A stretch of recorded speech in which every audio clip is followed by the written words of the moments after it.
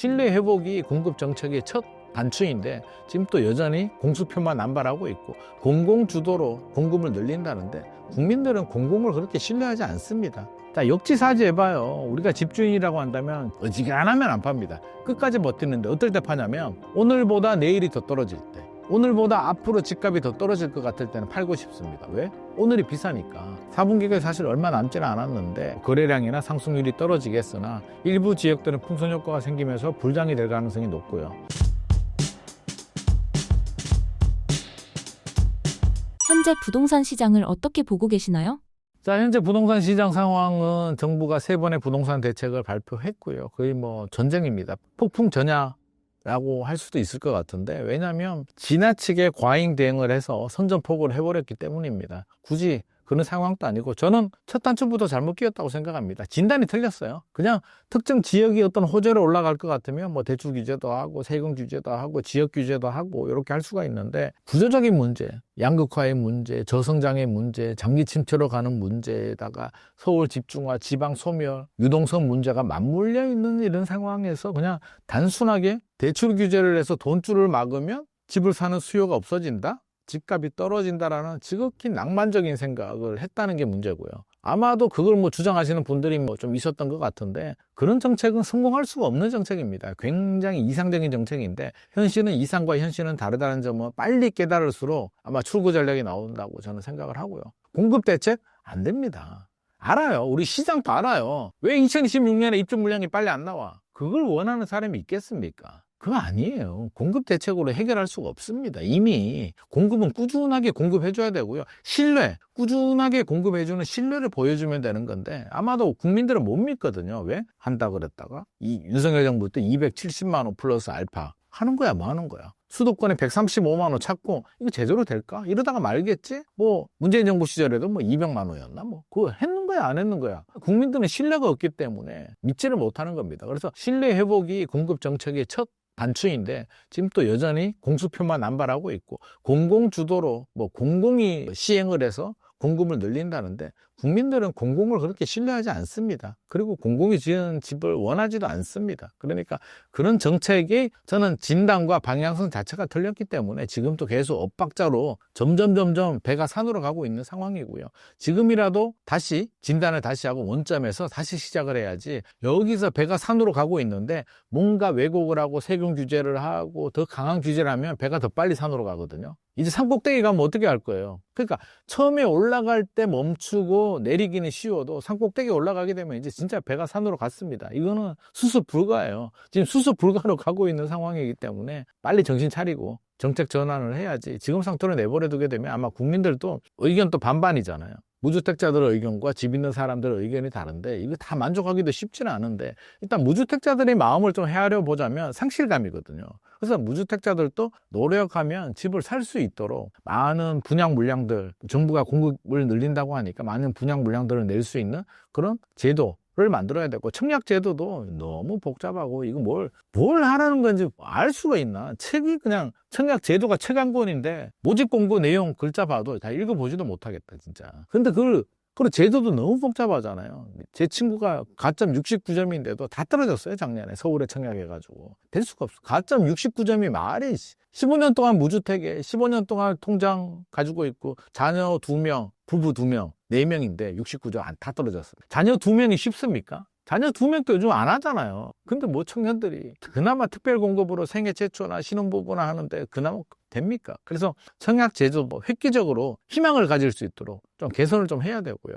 집도 우리가 꼭 서울에 사야 되냐의 문제에 대해서도 한 번 더 고찰이 좀 필요하고, 이게 불안감이거든요. 그래서 국민들이 불안하지 않도록 차분하게 일상생활을 하면서 수원 사시는 분들은 수원에서 잘 살 수 있게, 고양이 사시는 분들은 고양이 잘 살 수 있게, 남양주에 사시는 분들은 잘 살 수 있게 해줘야 되는데, 어떻게 보면 정부가 더 불안을 조장하니까 대책 발표되고 어쩌고 저쩌고 서울에 하지마 그러니까 안 하고 싶은 사람도 하고 싶잖아요. 그러니까 불안을 잠재울 수 있는 좀 차분한 시장에서 맡기면서 문제 있는 부분에 대해서는 좀 걸러내고 정책도 전면, 그러니까 한마디로 다주택자 규제 폐지돼야 되고요. 재건축 초안도 폐지해야 되고 해야 될 게 많아요. 그리고 원점에서 백지 상태에서 저는 정책을 다시 설계해야 된다. 그래서 필요한 정책이 뭐냐? 필요하지 않는 정책이 뭐냐? 필요한 정책은 뭐 예를 들어서 보유세를 올리고 양도세를 내려서 매물 나오게 해준다. 심플하게 이렇게 가져야 되는데 그게 굉장히 어렵죠. 정치적 고려도 그렇고 내부 사정도 그렇고 아마 본인들 생각을 바꾸는 것도 힘들 것 같습니다. 아마 이 방송을 보게 되면 제 의견에 반발하시는 분들도 있고 한데 생각해봐요.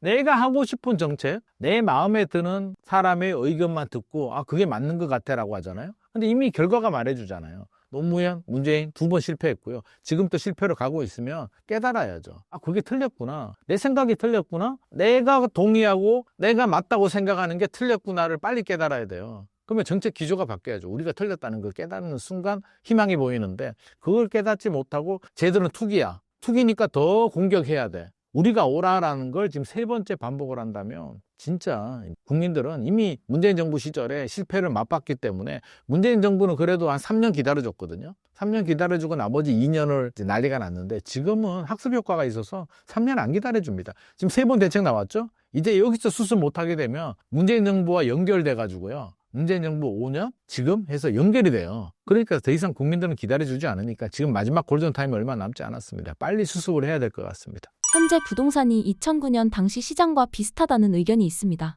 사실인가요? 2008년도, 2009년도에는 글로벌 금융위기가 이제 생겼는데 노무현 정부 시절에 이제 집값이 많이 오르다가 미국에서 글로벌 금융위기, 서프라임 모기지론이 터지면서 조정이 들어왔고 이제 조정기를 지납니다. 그래서 그게 한 2013년, 14년까지 갔는데 2013년에 박근혜 정부 때 5년간 양도세 면제, 취득세 연구 인하 같은 파격적인 대책이 나와서 이제 그나마 반등에 성공을 하는데 한 4년 정도, 5년 정도 이제 조정 기간을 지나가긴 합니다. 문재인 정부 시절 집값 막 올랐을 때도 일시적이지만 2022년 하반기, 2023년 상반기 1년 정도 조정이 있었는데 그걸 또 문재인 정부 시절 집값 상승에 브레이크를 건 건 미국의 급격한 기준금리였습니다. 그거 거슬러 올라가게 되면 노무현 정부 시절에 얘기했고 그러면 IMF 외환위기까지 가볼까요? 동남아 외환위기죠. 정확히 따지면. 집값 뚝 떨어졌다가 이제 김대중 정부 때 규제를 다 풀면서 집값이 올라가는데 역설적으로 말하면 많이 올랐다가 조정기를 거치는 건 맞는데 항상 정책으로 잡았습니까? 우리가 여기서 힌트를 얻어야 될 건 정책이 아니라 외부 변수에 의한 충격에 의해서 조정이 됐다는 거죠. IMF 외환위기 때 2년 반 정도 조정이 됐었고요. 노무현 정부 마지막에 또 이명박 정부 초에 글로벌 금융위기로 한 6개월, 1년 정도 조정이 됐었고요. 문재인 정부 시절은 미국이 기준금리 올려서 1년 정도 조정이 됩니다. 그러면 답은 나왔잖아요. 정책으로 집값이 안정되는 게 아니라 어떤 충격으로 안정이 된다. 안정이라는 게 집값 떨어지는 걸 말하는 겁니다. 집값 하락은 정책이 아닌 외부 충격에 의해서 발생한다는 걸 학습 효과를 통해서 알 수가 있는데 이게 무슨 의미냐면 자 역지사지 해봐요. 우리가 집주인이라고 한다면 집을 팔고 싶습니까? 내 가족의 인생이 달렸는데 어지간하면 안 팝니다. 끝까지 버티는데 어떨 때 파냐면 오늘보다 내일이 더 떨어질 때 오늘보다 앞으로 집값이 더 떨어질 것 같을 때는 팔고 싶습니다. 왜? 오늘이 비싸니까. 우리는 똑같은 마음이죠. 주식도 마찬가지잖아요. 내일보다 주식이 떨어진대. 그럼 오늘 팔아야지. 바보도 아니니까. 내가 내일 일기예보를 보고 왔다니까요. 떨어진대. 그럼 오늘 팔아야 되는 게 상식이에요. 집값도 떨어질 것 같으면 팔아요. 지금 올라갈 것 같으니까 안 팔잖아요. 왜 올라갈 것 같아요? 서울은 입주 물량도 부족하고 모든 돈과 사람이 서울에 몰리고 있고 기준금리도 내린다는데 유동성은 이렇게 풀렸는데 서울 집값이 왜 떨어져? 이 공식을 지금 깰 수가 없습니다. 근데 미국이 내가 미래를 갔다 왔는데 미국이 다음 달부터 망한대. 중국이 망한대. 어떻게 될 것 같아요? 팔아야지. 그러니까 이런 불확실성, 어떻게 될지 모르는 거, 불안감, 공포가 있을 때 집주인들은 팝니다. 근데 지금 그런 게 나오냐고. 그런 게 나올 때는 일시적으로 하락 구간이 나오는데 우리가 여기서 힌트를 잡아야 될 건 이런 하락 구간이 나올 때 오히려 기회가 될 수는 있겠죠. 항상 역사적으로 그랬으니까. 그래서 집을 사신 분들은 이렇게 하락 구간이 나오더라도 잘 버티는 전략이 좀 필요하고요. 집을 사지 못하신 분들은 이때가 기회인데 고점 대비 한 30% 정도 떨어지면 저는 들어가셔도 되겠다. 단 전제 조건은 장기적으로 본다면 이제 수요가 좀 뒷받침이 돼야 되겠죠. 공급이 좀 부족하고. 그래서 가급적이면 서울 수도권 지역이 아마 한 2040년, 2045년까지는 인구 이동도 있고 인구 유입이죠. 지방에서 올라오는. 출산율은 줄어들더라도 아직까지 그 정도는 위험하지 않습니다. 그래서 한 2040년, 2045년까지는 서울 수도권 지역들은 크게 문제되지는 않을 것 같고요. 지방은 소멸이 좀 더 빠릅니다. 그래서 정부는 골든타임이 얼마 남지 않았어요. 그래서 지방에 인구가 소멸되지 않도록 지방의 경제, 산업, 그러니까 한마디로 양질의 일자리, 대기업들이 지방에 많은 투자가 들어가서 지방에 계시는 분들이 서울 수도권으로 일자리를 찾아서 올라오지 않도록 그런 수요 분산 정책을 지금부터라도 늦었지만 지금부터라도 열심히 노력해서 지자체와 중앙정부가 노력을 해서 미국에도 반도체 공장을 짓지만 지방에 대기업들이 많은 공장을 짓든지 대기업 본사가 이전하든지 이런 노력들을 좀 할 필요가 있을 것 같고요. 그냥 국회 이전해서 이 정도로 해결될 문제는 아닙니다. 서울의 공급은 뭐 꾸준하게 해결해야 될 문제고요. 그래서 해야 될 일이 굉장히 많은데 저는 안타까운 게 아직도 그냥 집값 오르니까 이런 구조적인 문제를 10년 후를 바라보고 해결할 생각은 안 하고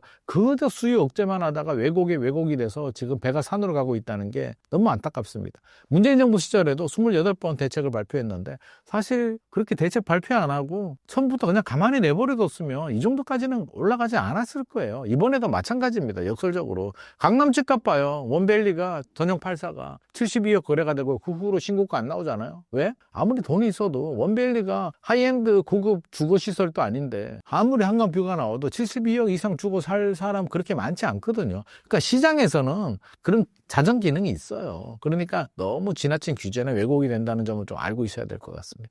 4분기 부동산 시장의 흐름을 좌우할 가장 핵심적인 변수가 있다면 무엇이라고 보시나요?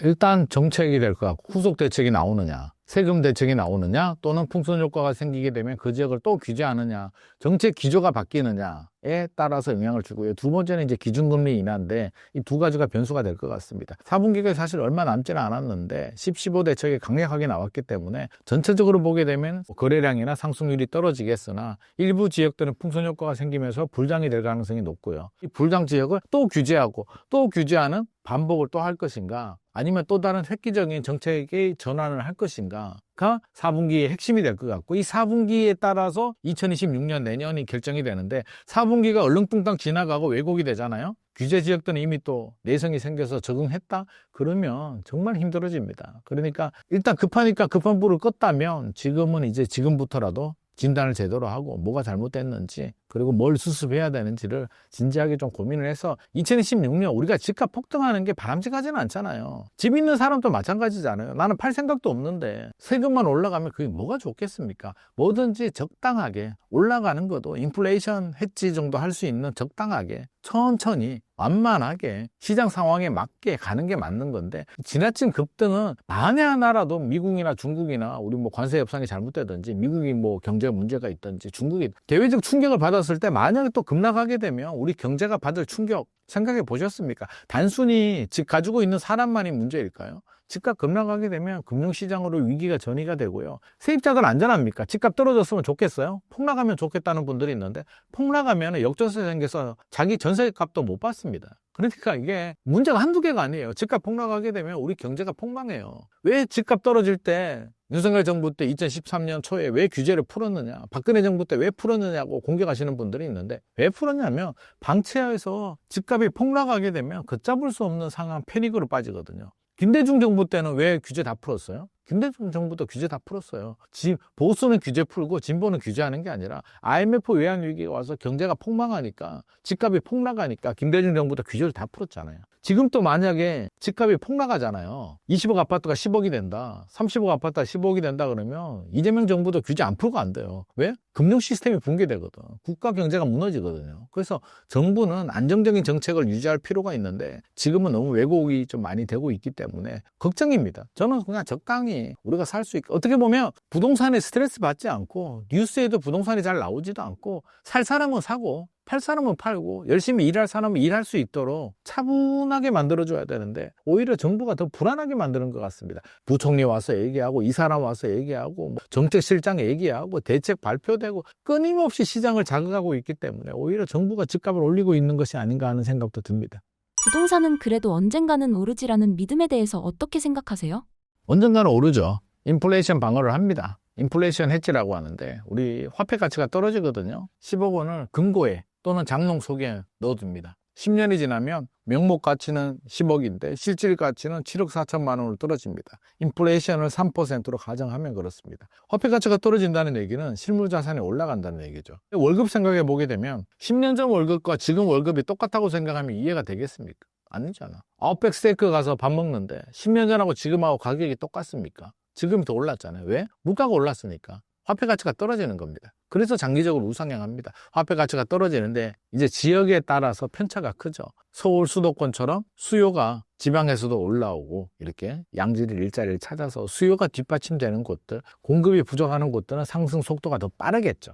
근데 역설적으로 수요가 뒷받침되지 않은 지역들은 시간이 지나도 인플레이션 했지도 못할 수도 있습니다. 지금도 벌써 발생하고 있잖아요. 20년 전만 하더라도요. 수원이나 뭐 안양에 있는 집값하고 강남 집값이 크게 차이가 안 났어요. 진짜로. 근데 지금 뭐 하늘과 땅 차이잖아요. 지방과 비교해보면 더 심각해요. 30년 전에 지방 뭐 도시들, 그 시내 뭐 이런 데 있잖아요. 상업지역에 땅 팔면 강남에 땅 살 수 있었어요. 땅값이 비슷하거나 오히려 지방이 더 비싼 곳들도 있었거든요. 지금은요, 하늘과 땅 차이잖아요. 그러니까 무조건 올라간다, 무조건 우상향한다, 이런 공식은 맞지 않습니다. 상황을 봐야 돼요. 장기적으로 본다면 수요와 공급, 수급의 밸런스, 수요가 뒷받침이 되고 공급이 부족한 지역들은 장기적으로 우상향할 수도 있다. 하지만 수요가 뒷받침되지 않은 곳들, 공급이 지나치게 많은 곳들, 물론 공급이 일시적으로 계속 공급될 수는 없겠습니다만, 그래서 이게 수요와 공급을 보면서 전략을 세워야지 무조건, 이게 우리나라가 절대 인구가 늘어날 때 뭐 베이비붐 세대들이 막 결혼하고 인구가 폭발적으로 늘어날 때는 전국적으로 이 공식이 맞습니다만, 이제 인구가 줄어드는 시대이기 때문에 지역별인 이런 편차, 수요와 공급의 밸런스는 우리가 좀 살펴보면서 장기적인 우상향 전략을 세워야 될 것 같습니다. 노후 부동산 관리의 핵심 원칙은 어떤 것들이 있을까요? 노후 부동산은 좀 개념이 틀려요. 우리가 나이대별로 이제 전략이 좀 필요한데, 젊은 분들은 공격적인 투자가 좀 필요하고요. 50대 이상부터는 주택 수를 단순히 늘리기보다는 안정적인 고정 수입을 확보하는 데 노력을 좀 해야겠죠. 무조건 전제 조건은 내가 살고 있는 주거의 안정성. 왜 주거지를 옮기게 되면 나이 먹고 굉장히 힘들거든요. 그러니까 주거의 안정은 이루되 1주택은 가지되 이제 50 이상부터는 주택 수를 늘리는 이런 전략은 바람직하지도 않고요. 고정 수익이 중요한데, 나이가 많아 한 65세, 70세 정도 되는 분들이라면 저는 만약에 혹시라도 다주택자들이 있다면 정리 좀 하라고 말씀드리고 싶습니다. 적어도 70세 이상이 되면 사는 집 하나 빼고는 어느 정도 정리하시는 게 필요해요. 어차피 돈을 내 무덤에 가지고 가는 것도 아니기 때문에 70세면 평균 수명이 뭐 우리가 지금 몇 세예요? 86세인가? 89세, 뭐 90세 가까이 된다고 하더라도 그거는 평균이고, 잘하면 95세까지 살지만 잘못하면 80세까지밖에 못 살 수도 있기 때문에 일단은 뭐 국민연금이나 연금은 기본적으로 나오잖아요. 그래서 기본적으로 내가 나이 들면 생활비도 젊을 때보다는 좀 적게 듭니다. 왜? 활동 반경이 떨어지거든요. 70 이상이 되면 멀리 다니기 어렵습니다. 맛있는 거 먹으러 막 줄 서지도 않습니다. 어쩌다 친구 만나서 밥 한 끼 먹는 거기 때문에 사는 집 하나 내버려 두게 하고 주택이 여러 개 있으면 정리를 해서 최대한 현금성 자산을 많이 확보하는 게 좋습니다. 확보한 다음에 며느리 손주들 오면 용돈도 좀 두둑히 주고, 그럼 더 자주 찾아오고 효도도 하니까 주고, 내 먹고 싶은 거, 내 친구들 만나면 맛있는 것도 사주고 해도, 서울에 예를 들어서 아파트 세 채를 가지고 있잖아요. 한 채 깔고 있고 나머지 한두 개 팔아서 쓰면 평생을 써도 다 못 써요. 안 됩니다. 그러니까 쓰고도 남아요. 우리가 어떤 뭐 엄청난 명품을 계속 산다든지 그런 호화 생활 이런 거 아닌 이상 일반적인 생활 같으면 그렇게 되지 않기 때문에, 어느 정도 재산이 되는 분들이라면 그렇게 좀 현금화해서, 저는 좀 쓰는 전략 필요합니다. 그래서 자식들 결혼할 때도 좀 증여해주고 또 나도 쓰고 이런 전략이 좀 필요하고요. 이런 게 안 되는 분들이라면 빨리 1주택이라도 빨리 준비하시는 게 좋습니다. 공시가격 12억 이하 되면 주택연금도 가입이 가능하기 때문에 꼭 서울이 타깃이 아니더라도 수도권이나 지방 같은 경우도 내 집 하나 두고, 왜? 여차하면 주택연금이라도 받아야 되니까 요즘 뭐 또 국민연금도 있고 뭐 기초연금도 있고 노령자연금도 있고 여러 연금 제도가 있는데 그런 것도 잘 알아서, 나라가 노령자연금을 받는데 주택연금 받는 게 이득이 없다면 안 하셔도 되고요. 그런 거를 종합적으로 한번 어떤 기관의 컨설팅을 받든지 본인이 전략을 세워서, 노후는요 건강하게 잘 먹고 내 친한 친구 두고 행복하게 지내는 게 최선입니다. 나이 70 넘어서 람보르기니 탈 수는 없는 거잖아요. 그러니까 자기 상황에 맞는 투자 전략이 필요하기 때문에 젊은 분들은 공격적으로, 돈이 좀 부족합니다만 어떻게든 열심히 재테크를 좀 해야 되는 상황이고요. 50 넘어가게 되면 고정 수입을 얻는데 좀 집중을 좀 해야 될 것 같고요. 70 넘어가게 되면 이제 정리 단계로 가시는 게 맞습니다. 그래서 나의 연령대별 포트폴리오를 나름대로 머릿속에 그림을 좀 그리면서 접근하시는 게 좋을 것 같고, 자녀분들 입장이라면 또 효도하겠다고 부모님을 시골이나 지방이나 아니면 다른 데 잘 살고 있는 부모님을 또 데리고 오시는 분들이 있어요. 아, 반일 좀 하지 말라고 하면서 모시면 되겠다고. 데리고 오면 어떻게 될 것 같아요? 부모님을 불행하게 만드는 길입니다. 왜? 부모님은요, 자기가 사는 지역에 시골이라도 그 텃밭에 나가서 감자도 심고 하는 게 인생의 즐거움이고 평생 그렇게 살아왔고 자기가 사는 패턴이에요. 근데 그거를 왜 힘들게 자꾸 밭에 나가서 일하냐고 자꾸 막 뭐라 하면은 오히려 그렇게 움직이는 게 그게 운동인데, 자, 도시 서울로 데리고 와서 아파트에다 모십니다. 자식이 하루 종일 부모님하고 놀아줄 거예요? 자식이 바쁘다고 일하러 갈 거잖아요. 며느리도 일하러 가고 손주도 일하러 가고. 아파트에서 혼자 나와서 담배 피는 할아버지들 보면 저는 불쌍해 죽겠어요. 할머니도 마찬가지고. 시골에서 자기 친구들 만나고 꽃도 친구고 내 텃밭도 친구고 자연과 내가 살아오는 패턴대로 살아야지. 물론 도심에 사는 부모님들은 또 도심에 그렇게 살아야 되겠습니다만, 그래서 제발 부모님 인생에 개입을 좀 하지 마세요. 내버려둬요. 부모님 잘 살게. 대신 용돈이나 주세요. 괜히 쓸데없이 모시려고 하지 말고 용돈 주시면 부모님이 알아서 잘 삽니다. 그러니까 제발 그러지 마시고 본인 인생에 충실을 하시고 나이대별로 그런 투자 전략도 한 번 더 점검을 해보시는 게 좋을 것 같습니다. 시니어들이 점검해봐야 할 부동산 위험은 어떤 게 있을까요? 일단 리스크는, 부동산은 언제 어디서든 무슨 일이 생길지 모릅니다. 주식도 마찬가지고요. 뜻하지 않은 변수가 생길 수 있다는 거죠. 글로벌 금융위기가 생길 수도 있고 IMF 외환위기가 생길 수도 있고 갑자기 금리가 올라갈 수도 있고 중국에서 문제가 될 수도 있고 우리 내부에서 문제가 생길 수도 있는데, 과거 사례를 보더라도 IMF 외환위기는 2년 반 정도, 2.5년 갔고요. 글로벌 금융위기 때는 6개월에서 1년 정도 갔고요.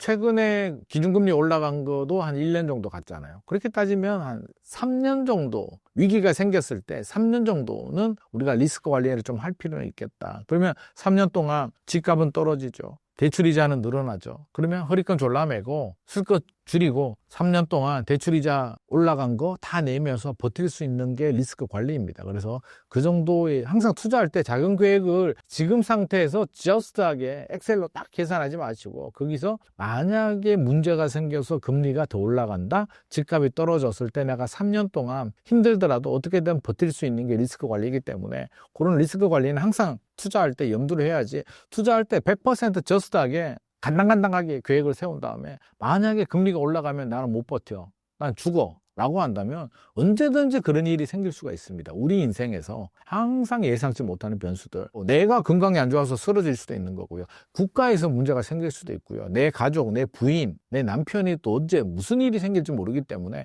항상 그 정도의 리스크 관리는 항상 좀 생각을 하고 투자에 너무 올인을 하지 말았으면 좋을 것 같습니다. 그리고 너무 불안해하지 마세요. 우리가 불안한 이유는 상대적인 비교 때문에 그렇거든요. 내가 지금까지 잘 살고 있었는데, 열심히 잘 살고 있었는데 지금 보니까 코인도 올라가고 주식도 올라가고 집값도 올라가고 금값도 올라가고 나는 뭐하고 살았나, 자괴감도 들고 막 괴롭고, 이런 분들이 지금 굉장히 많이 있습니다, 대한민국에. 그런데 다시 생각해 보게 되면 나 6개월 전까지 내가 잘 살고 있었잖아요. 지금 흔들리지 마시고, 물론 내 집 마련을 한다, 갈아타기를 한다, 이런 거는 필요하죠. 그러니까 냉정하게, 감정은 담백하게 빼고 필요하면은 시차를 두고 실행을 하면 되잖아요. 지금 11호 대책이 나와서 그래도 시장이 막 많이 올랐던 지역들은 약간 찬물을 좀 끼얹어서 진정이 되고 있으니까 집주인이 막 호가 올리다가 토지거래 허가구역 지정되는데 호가를 막 올리진 않을 거잖아요. 그러니까 오히려 내 집 마련하기 더 좋은 환경이고, 또 수요가 뒷받침되는 곳들은 외부 충격이 아니면 급락할 가능성은 없으니까 자금이 되면 지금 뭐 가서 집주인한테 몇 천만 원 깎아달라 그러면 깎아줄 수도 있으니까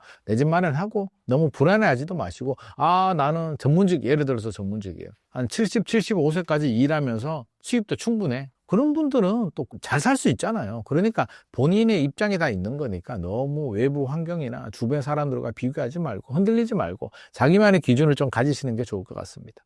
재개발, 재건축 아파트에 투자하는 시니어들이 고려해야 할 점은 무엇인가요?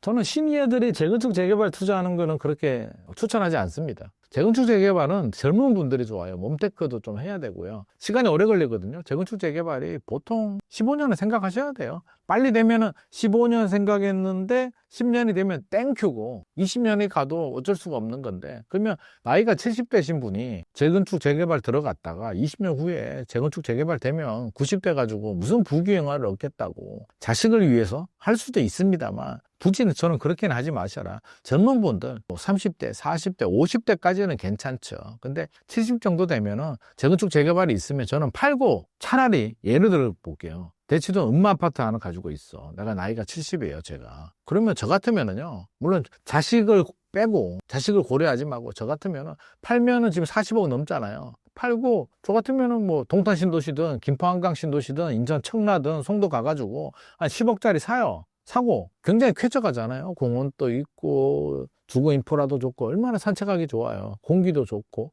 하고, 나머지 30억 가지고, 자식이 2명 있으면 5억 줘. 근데 20억 남잖아요. 20억 가지고 10억은 안전자산에 넣어두고, 나머지 10억 가지고 뭐 주식도 좀 투자하고, 금도 좀 사고, 코인 또 한 5천만 원치 사고, 이렇게 포트폴리오 하면서 취미 삼아서 하고, 훨씬 좋지 않을까요?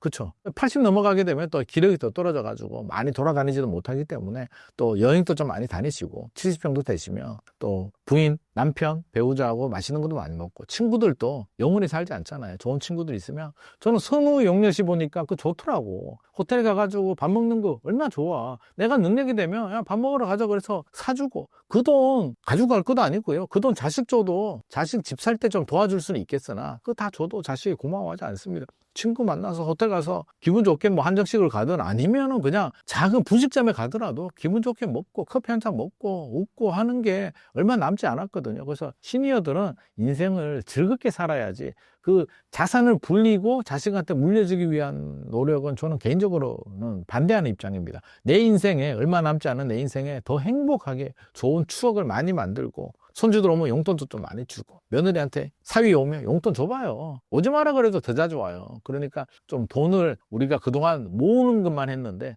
좀 쓰는 것도 우리가 좀 배워야 되지 않을까 생각을 합니다. 구독자님들에게 한 말씀 부탁드립니다. 지금 부동산 시장이 뭐 굉장히 중요한 변곡점에 있습니다. 뭐 전쟁 같은 분위기인데 너무 분위기에 함몰되지 마시고 무주택자들도 있을 것이고 집 있는 분들도 있는데 너무 대결 구도로 뭐 투기다 아니다 가지 말고 본인 인생 또 나의 전략을 찾아서 내 집 마련이 필요하신 분들은 떨어질 때만 기다리지 마시고요. 떨어지면 또 무서워서 못 삽니다. 언제 떨어질지도 모르기 때문에 자금이 되고 필요한 분들은 내 집 마련을 하시고 굳이 또 필요 없는 분인데 불안한 마음에 막 따라가지는 마시고 그래서 자신만의 전략을 세운 다음에 차분하게 부동산이 내 인생 행복하게 살 수 있는 수단이지 이게 부동산이 목표가 되고 목적이 될 수는 없기 때문에 너무 함몰되지는 말고 차분하게 내 인생에 충실하면서 또 내 집 마련이 필요한 분들하고 또 매도가 필요하신 분들은 매도를 하고 연령대별로 상황에 따라서 다 다르니까 종합적으로 분위기에 휩쓸리지 말고 본인만의 기준을 한번 생각해보는 시간 가져보는 게 좋을 것 같습니다.